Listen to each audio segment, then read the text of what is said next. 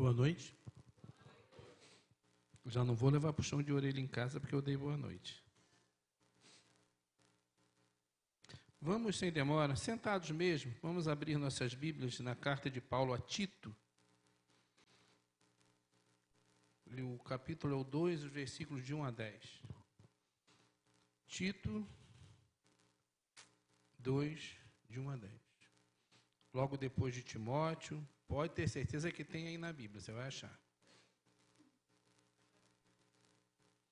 Carta de Paulo a Tito, capítulo 2, vamos ler os 10 primeiros versículos. Amém? Tu, porém, fala o que convém à sã doutrina, quanto aos homens idosos, que sejam temperantes, respeitáveis, sensatos, sadios na fé, no amor e na constância.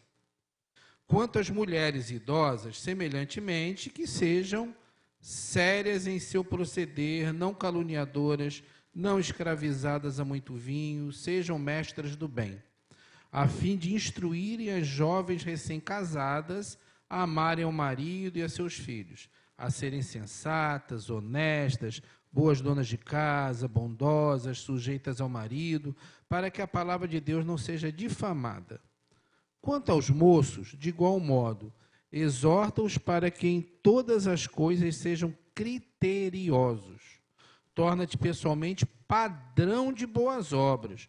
No ensino mostra integridade, reverência, linguagem sadia e irrepreensível, para que o adversário seja envergonhado, não tendo indignidade nenhuma que dizer a nosso respeito. Quanto aos servos, que sejam em tudo obedientes ao seu Senhor, dando-lhe motivo de satisfação, não sejam respondões, não furtem, pelo contrário, deem prova de toda a fidelidade, a fim de ornarem em todas as coisas a doutrina de Deus, nosso Salvador. Temos lido os 10 primeiros versículos. Vamos orar mais uma vez? Mais uma vez falar com Deus? Deus, nós te agradecemos porque a tua igreja se reúne para ouvir a tua palavra, aquilo que o Senhor nos tem dito, que eu seja apenas um instrumento, mas que a tua palavra fale aos corações e que os corações estejam abertos a receber o que o Senhor tem para a igreja e que saiamos daqui praticando o que aprendemos, que não fique no templo, mas nos nossos corações, é a nossa prece, em nome de Jesus. Amém. Há pouco mais de 2 anos, faleceu um escritor tcheco, muito conhecido, chamado Milan Kundera, né? Ele é mundialmente conhecido por um trabalho literário dele, chamado A Insustentável Leveza do Ser. Eu ainda não li esse texto, eu conheço a história, porque li o resumo, eu pretendo ler em breve.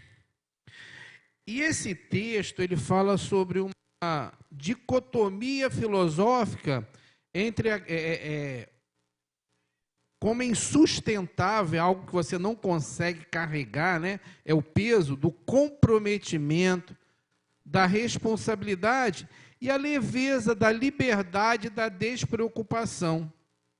E aí, com os personagens que ele criou, ele faz todo um enredo que passa por amor, traição, liberdade, propósito de vida, mostrando que as escolhas e os eventos da vida podem tornar a existência humana, tanto pela abundância quanto pela falta de elementos.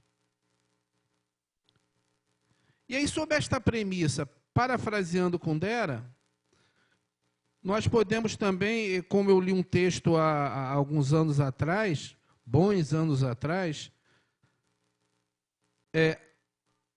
a insustentável leveza do ser e a insustentável leveza do ter. E aí a gente vai lá em Lucas 16, quando fala do rico Lázaro, né? Um muito rico e um que passou sempre necessidade. E aí você tem insustentável leveza do ter, um que sempre teve, mas nunca foi, e um que sempre foi, mas nunca teve. Outra dicotomia. Eu fiquei pensando sobre essas duas situações, e elas tem a ver com o nosso texto, se a gente fizer uma análise mais acurada dele.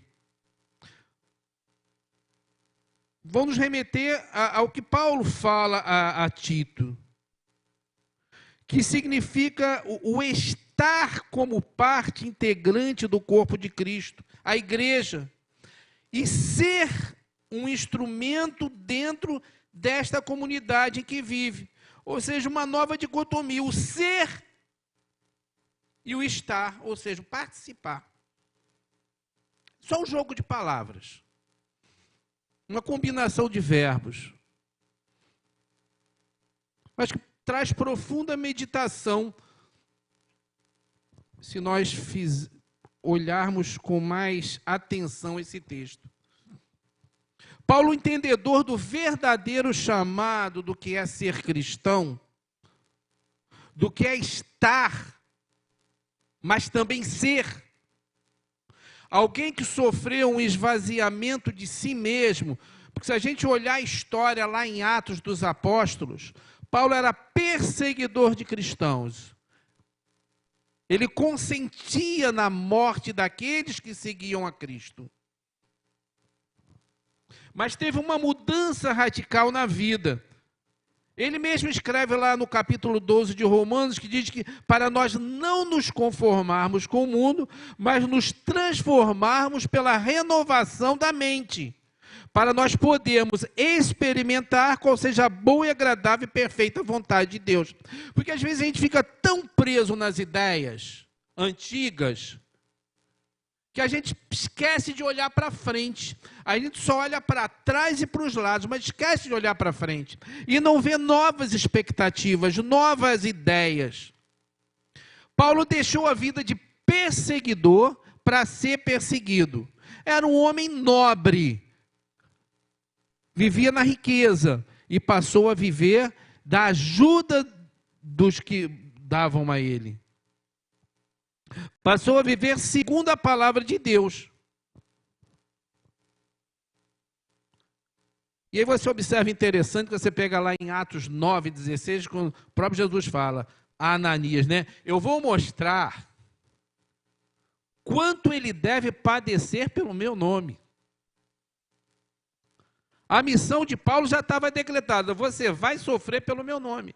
E ele abraçou isso com intensidade tão grande, uma mudança de mente, uma mudança total de pensamento, e quando você muda o seu pensamento, você muda a sua forma de agir, de falar. Agora ele estava no meio religioso, na verdade ele sempre esteve no meio religioso, mas nunca foi alguém que perseguia os seguidores do Filho de Deus em nome de Deus. Ele sempre esteve, mas não era. E aí, a partir do momento que ele passa a ser, ele experimenta a boa e agradável vontade de Deus. Interessante que o livro dos Atos dos Apóstolos não fala sobre Paulo em Creta, mas ele esteve, né? Ele diz isso no verso 5 do capítulo 1, né? Quando ele fala a Tito, né? Por esta causa eu te deixei em Creta para que pusesse. Paulo, nas suas viagens missionárias, ele construía igrejas e deixava os seus filhos na fé, ensinava no tempo que ele estava ali. A gente acha assim, a viagem missionária era uma coisa rápida. Às vezes ele ficava 3 anos num lugar, ou mais em outro lugar, e ali ele trabalhava a missão. E ele se preocupava, e ele estava sempre em contato, né? Ele escreve a Timóteo, ele escreve aos Filipenses, ele escreve aos Colossenses, ele escreve aos Tessalonicenses. E sempre preocupado com os que ficaram tomando conta. Não dá para precisar quando ele escreveu isso, né? Acredita que foi entre a sua primeira e a segunda vez que ele esteve preso em Roma. Momento que ele aproveitava para escrever. Já que eu estou aqui preso, né? Vou escrever um pouquinho. Esse texto é aquilo que a gente chama de uma parênese, né? A parênese é um conjunto de exortações morais. E é curioso a forma como Paulo escreve esse texto. Depois o mestre Silas vai explicar para a gente. É uma forma imperativa. Você observa que os versículos começam: ensine, seja, tenha. Ou seja, é agora. E se isso é para agora, há 2000 anos atrás, imagina hoje. Ensinar, ouvir, instruir, exortar, mostrar a verdade. E aí Paulo divide esse texto, esse capítulo, esse livro, ou essa carta, em 3 capítulos. E na primeira ele se preocupa com os líderes, né? Lá no capítulo 1, em casa você vai ler a epístola de Paulo a Tito, são só 3 capítulos, leitura rapidinha. Só não senta na cama para ler, não. Se for igual a mim, começa a ler e dorme, né? Você senta no sofá e vai ler com calma. No capítulo 1, ele se preocupa com os líderes e fala sobre os falsos mestres, coisas erradas que você está ouvindo. E aí no 2 ele vai falar para os membros e descreve isso em faixas etárias, em gênero, homens, mulheres. No 3º capítulo ele fala sobre obediência.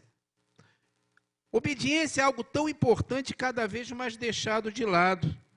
E nessa carta ele deixa claro que não há separação entre crença e comportamento, ou seja, entre aquilo que você prega e aquilo que você faz. Não tem diferença o que você é dentro da igreja com o que você é fora da igreja. Você tem que ser a mesma pessoa. E ele ainda deixa claro, falando aos crentes, né, mostrando que se realmente conhece a Deus, ou simplesmente você brinca de ser crente. Porque tem as crianças, né? E eu fico observando a Giovana lá em casa, ela gosta de brincar de cozinha, de cozinheira, e ela chama o vovô para brincar de cozinha, ou ela gosta de brincar de lojinha, né? Que ela vê a família na loja, e ela quer brincar de lojinha. Eu acho engraçado que às vezes ela imitando a mãe, ela pega uma calculadora, um bloco, uma caneta, e fica anotando o pedido. Porque a criança gosta de brincar. O problema é que a gente cresce e às vezes continua brincando, mas aí quer brincar de ser crente. A gente acaba frequentando igreja brincando de ser crente. E aí é complicado. Porque Paulo descreve a importância da crença e do comportamento. São 2 coisas diferentes, mas que tem que ter o mesmo sentido. Recentemente eu falei aqui neste púlpito sobre o que Cristo significa para você. E hoje eu não quero falar o contrário disso, porque o contrário seria o que Cristo não significa. Eu quero fazer apenas uma análise mais próxima, ao outro lado da moeda, e gostaria de meditar no tema: qual o meu papel na igreja de Cristo? Qual a minha função? O que é que eu faço? O que é que eu preciso fazer? Qual o meu papel? Eu sei o que Cristo significa para mim, então, baseado nisso, o que Cristo significa para mim, o que eu sou aos olhos de Deus, o que é que eu faço? O que é que eu tenho que fazer? Qual o meu papel na igreja de Cristo? E é engraçado quando uma pessoa, quando a gente começa num determinado setor, né, numa nova empresa, num novo trabalho, você fica na dúvida: o que é que eu vou fazer? Né? Aí você pergunta para o encarregado: o que é que você vai fazer? Eu me lembro que uma vez fui trabalhar na educação à distância, entrei numa sala assim, tinha uns 60 computadores, de cada um numa mesa, e as pessoas trabalhando. Eu cheguei para a coordenadora: o que é que eu vou fazer? Ela: senta aí e se vira, né? Vai atender aluno. Uma vez que eu sei o que eu tenho que fazer, e salvo casos raros, né, nunca se contrata uma pessoa para ficar à toa. Nenhum empresário, nenhum técnico vai contratar. Eu acho que a única pessoa que contratou alguém para ficar à toa, o Silas vai me ajudar nisso, foi o presidente do Santos quando comprou um reserva para o Pelé. Aquele é para ficar no banco sentado o tempo inteiro. Porque salvo o Pelé fosse convocado ou se machucasse, eu olhava assim: você não vai jogar hoje. Mas quando nós temos uma missão, porque em qualquer repartição sempre tem uma coisa a ser feita. Mesmo que não é minha função, mesmo que teoricamente não é minha obrigação, mas tem alguma coisa a ser feita. E aí Paulo aqui deixa conselhos úteis a este trabalhador do Evangelho, a este jovem líder Tito. Primeira coisa que eu gostaria de argumentar com os irmãos nessa noite é que não esqueça nunca quem você é. Chegar para o Gabriel, o que você é, Gabriel? Eu sou músico. Nunca esqueça isso. Mas o seu talento para a música tem uma finalidade. E aí ele começa o versículo 1 lá do capítulo 2 dizendo assim: ensine o que está de acordo com a sã doutrina. Então, se ele manda ensinar a sã doutrina, né? Obviamente existe uma doutrina doente. Quando Paulo fala, fica de olho na sã doutrina, então é porque tem uma doutrina doente. Era uma ilha grega, para a gente conhecer um pouco da geografia, Creta, fica ali no Mediterrâneo, e era um lugar onde passavam muitos comerciantes na época, navios de comércio, e pessoas de todos os lugares. Era politeísta, os gregos gostavam muito dessa história de um deus para cada situação, né? Você olha a mitologia grega, né? Você pega lá o Zeus, que é o pai supremo, e aí vários deuses, Deus dos raios, Deus do mar, Deus da morte, Deus da vida, Deus da beleza, Deus da caça, tem Deus para tudo. E eles politeístas. Só que muitos se convertiam, mas mantinham alguns ranços da vida passada. Isso criava confusão na igreja. Paulo exorta o seguinte, o que eu te falei a respeito do Evangelho de Cristo, isto é a verdade. Qualquer coisa que eles ficarem inventando ali, deixa de lado, não ouve. O Evangelho é puro. Ele não admite imitações. Qualquer coisa que se desviar do caminho do Evangelho, você já tem que deixar de lado. Há um só Deus, Deus vivo e verdadeiro, Criador dos céus e da terra, que deu o seu único Filho para morrer pelos nossos pecados. Qualquer coisa fora disso, já não é Evangelho, já não é a doutrina sadia, sã que Paulo ensinava. Sabe quando você compra um aparelho novo? Né? Hoje de manhã eu estava brincando com a minha filha e meu genro. Eles estavam instalando o forno. Vocês leram o manual disso aí? Né? Porque a gente costuma, quando compra, a gente não olha o manual. Né? Aí você vai lá e compra uma máquina de lavar de 8 quilos, chega em casa todo feliz. Mas quer lavar a roupa toda, pega 20 quilos, joga dentro da máquina, aí quebra eixo, queima motor. Tô gente olhando assim de lado. Epa, tem gente que queimou máquina aí, pastor. Ou então você compra aquela furadeira maravilhosa, né, na Shopee, que você sempre quis comprar, né, Vinícius?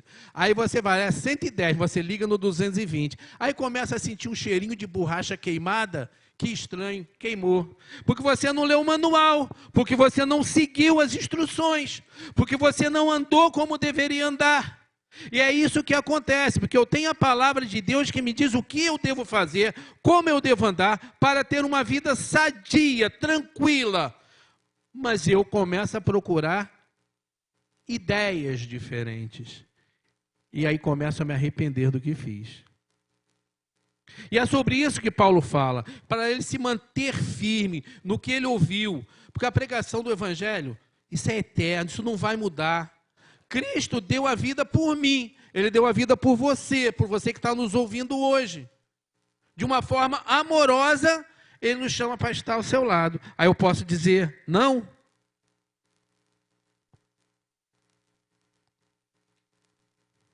Ensine o que está de acordo com a sã doutrina. Não esqueça quem você é.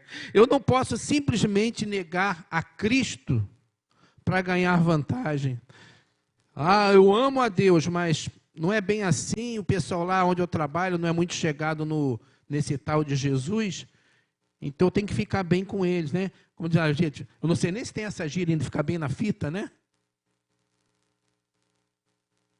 Não negue o que você aprendeu. Não venda a sua convicção. Não troque essa verdade por doutrinas doentias. Mantenha-se na sã doutrina. Jesus Cristo, o Filho de Deus, morreu pelos meus pecados, porque todo aquele que nele crê... Amém. É um conselho para quem lidera, é um conselho para quem é liderado. Não esqueça quem você é. Às vezes, na escola, eu passo um trabalho para os alunos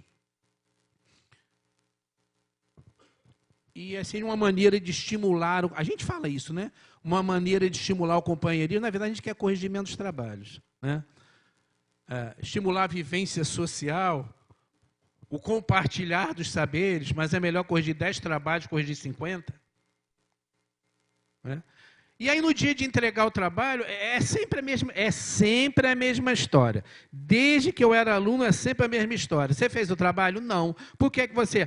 ninguém quis fazer comigo. Você fez o trabalho? Não. Por quê? Eu não falo com fulano, não falo com Beltrano. Por que não fez sozinho? Podia fazer sozinho. É sempre a mesma história, né? Paulo aqui, ele vai acabar totalmente com essa ideia de um faz, o outro não faz. Porque Paulo aqui, nos versos 2 a 5, ele acaba com essa história. Ele dá instrução para todo mundo, para homem, para mulher, para adulto, para idoso, para jovem. E aí ele começa. Para não deixar brecha nenhuma para desculpa. Eu não sabia. Eu pensei que era só as mulheres. Eu pensei que era só os homens. Eu pensei que era só os novinhos, né? No verso 2 ele fala aos homens idosos, usando todo o verso para isso. Quanto aos homens idosos, né, que sejam temperantes, respeitáveis, sensatos, sadios na fé, no amor e na constância. Aí ele começa a falar para as mulheres do versículo 3 ao versículo 5. E aí é interessante que ele gasta o versículo 2 para falar para os homens, e do 3 ao 5 para falar para as mulheres. Ele fala assim, semelhantemente, ou seja, faz tudo o que eles fazem, mais isto. Percebe a responsabilidade no lar que as mulheres têm?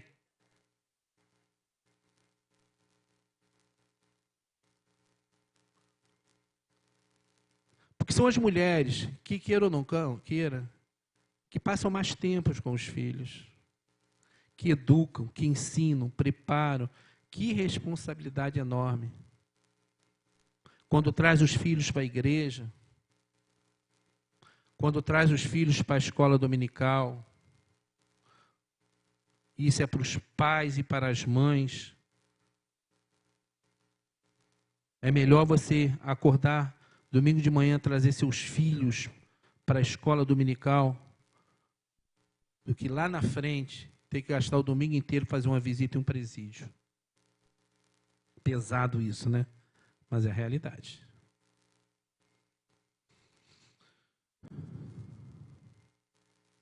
Aí depois ele fala aos jovens e finalmente aos servos. Uma enorme preocupação de Paulo em relação à igreja e que a igreja seja uma unidade. Vocês percebem que ele fala para todas as faixas etárias, ele fala para o gênero masculino e feminino, mas fala a mesma coisa. Todos têm que trabalhar por um bem comum, que é a pregação do evangelho e a conversão de almas. E aí isso nos traz a esse segundo ponto, que é a maior preocupação de todo líder religioso é em sempre manter o rebanho, porque as dificuldades que vão acontecer são enormes. As armadilhas que acontecem afastam as ovelhas do rebanho. Minha mãe, ela era pastora de ovelhas quando ela era criança, e ela contava para a gente das dificuldades que se tinha para manter aquelas poucas ovelhas, né? No meio da neve, uma ovelha se perdia. Eu me lembro até hoje das histórias que ela contava. animais, né? E tinha o risco de animais, e ela era uma criança, tomava conta. A preocupação dela era chegar em casa com as mesmas ovelhas que ela saiu para tomar conta. O problema é que, às vezes, o maior dos problemas está exatamente dentro do rebanho. Aquela ovelha fujona. No capítulo 1, no versículo 10, Paulo está orientando o Tito como líder quando ele fala dos falsos mestres. Porque existem muitos insubordinados, palradores, frívolos, enganadores, especialmente os da circuncisão. O próprio povo, os próprios que um dia disseram convertidos ao evangelho, que frequentavam a igreja, os próprios começavam a criar problemas dentro da igreja. E aí aquela questão, homens dentro da igreja, presos a tradições, presos a costumes, esqueceram que o evangelho é superior a qualquer outra ideia filosófica. E quando essas coisas acontecem, tendem a perverter a comunidade de fé, criando celeumas, né, confusões prejudiciais ao crescimento da igreja. E é exatamente isso que nós queremos abordar nesse segundo ponto, a história do ser e do estar, conforme falei na introdução. Porque estar não significa sempre fazer parte, ser corpo. Eu gosto muito da língua portuguesa, né? Os ingleses não têm esse problema, né? Para eles, ser e estar é um verbo só. Para a gente não, olha a facilidade. Pois estar nem sempre significa ser. Pode até estar dentro do contexto, mas não está, um termo imbricado. O que significa imbricado? As telhas são imbricadas. Por quê? Porque se você tira uma telha, você desmonta o conjunto. As escamas do peixe são imbricadas. Uma começa em cima da outra, presa na outra. O corpo de Cristo, a igreja, tem que ser assim, imbricado, preso. O Tiago tem que estar ao meu lado, mas eu amo o Tiago e ele me ama a ponto de eu sofrer junto com ele, eu rir junto com ele. E nós dois vamos ouvir o que a sã doutrina. Agora, em alguns casos, estão, mas não são. Porque apesar de estar, não se envolve. E essa história do se envolver é engraçada, né? Uma vez eu assisti uma palestra de um administrador e ele explicava que fazer parte e se envolver, você entende pela parábola do café da manhã, né? Tem muita gente que gosta de comer ovos com bacon, né? Os ovos quem dá? A galinha. Ela bota o ovo, você vai lá no galinheiro, pega o ovo, quebra, come o ovo. E o bacon vem de onde? Vem do porco, mas é a carne do porco. A galinha participa, o porco se envolve.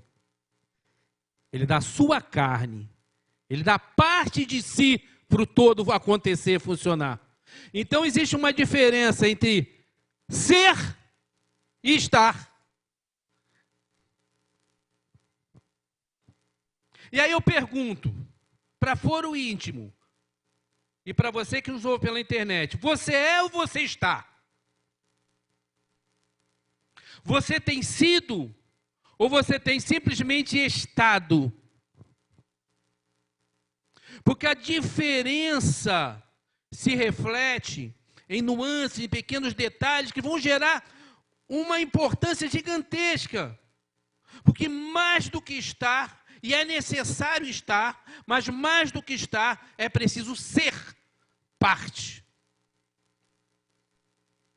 Como terceiro ponto dessa mensagem, eu quero dizer que o trabalho não para, não tem férias. O regime cristão não é regido pela CLT. Você não tem 30 dias de férias. Você pode ter até 30 dias de férias no seu trabalho, e aí nesse período eu vou viajar. Irmãos, eu estou viajando, não vou estar nesse período. Mas onde você estiver, você é corpo de Cristo. Paulo, quando escreveu a Tito, muito provavelmente ele estava preso. Engraçado que quando ele estava preso, ele escrevia. Nitidamente, as cartas de Efésios, Filipenses, Colossenses e a Filemão foram escritas quando ele estava na prisão em Roma. 2 vezes ele esteve em Roma preso. Na segunda, ele foi morto. Quem está preso está limitado geograficamente, mas a mente não, a mente voa. E aí você vê o exemplo de quem está na igreja parado, esperando acontecer. Para quem está, mas não é. Bom é estar e ser. Desde a conversão de Saulo, depois de Paulo, lá no caminho de Damasco, quando literalmente ele cai do cavalo, Paulo tinha uma missão. E ele era obstinado. Eu costumo dizer que Paulo era a maior mente da sua época. E é um homem que jamais desanimava. Segundo os Coríntios 4, 8 e 9. Segundo Coríntios 4. Consegue botar aí na tela? Claro que consegue.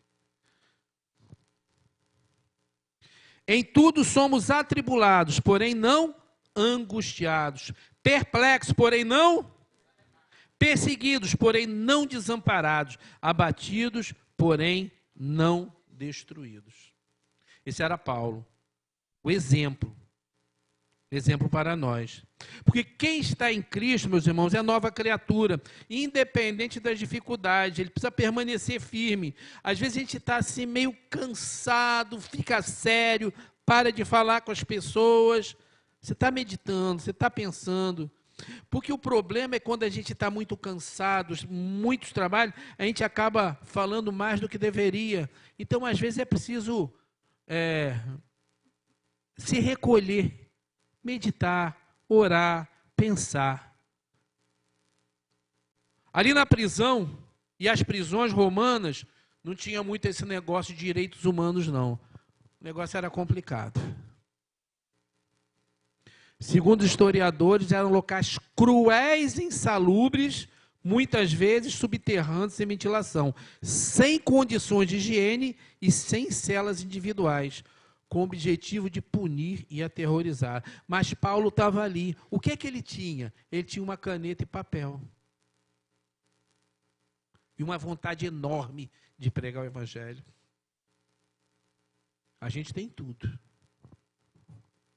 Estamos sendo ou apenas estamos? Para concluir, é preciso entender qual o propósito de Deus em nossas vidas. Qual o meu papel na igreja de Cristo. Eu quero dizer que jamais podemos esquecer quem nós somos. A fé que nós abraçamos, para o que nós fomos chamados e o que somos na igreja, precisamos ser fora da igreja. É preciso entender que estar em uma igreja não faz de mim parte da igreja de Cristo. Mas ser a igreja de Cristo me faz fazer parte dela. Precisamos entender que o trabalho não acaba hoje. Vou para a igreja, terminou o culto, vou para casa, acabou. Ou amanhã, mas quando, a cada momento, eu falei, nós não tiramos férias.